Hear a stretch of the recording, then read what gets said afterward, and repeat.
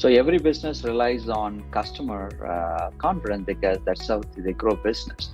Having said that, like it is very important uh, with the importance of we cannot stress more because it's always prevention is better than cure. And so the SOC, say that's Security Operations Center, that gives the ability to kind of monitor and foresee and get the threat intel and find the vulnerability and then take some action.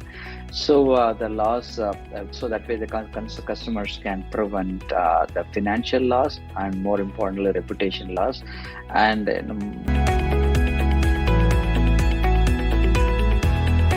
Welcome back everyone to our SOC education series, The Heart of Cyber Defense.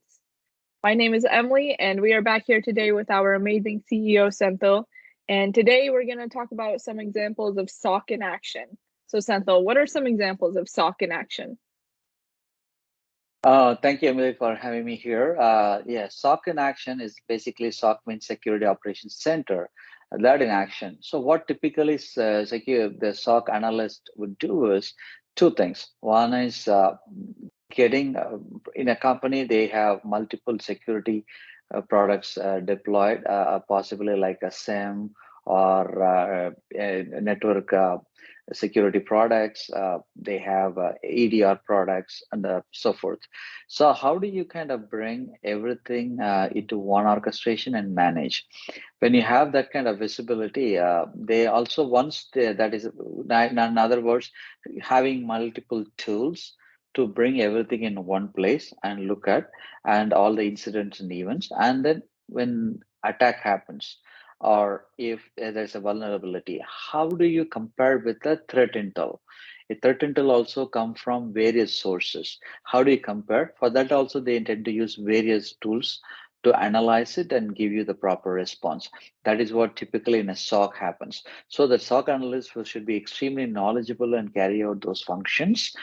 And for example, right, I think probably you've seen a few years ago, global logistic companies, they had they had an attack, and then they found the SOC analyst actually found and then was able to fix it, and also the same similar things come into from the healthcare company as well, right? So it's not just logistics, healthcare, from various places that you've been seeing this in the news every day.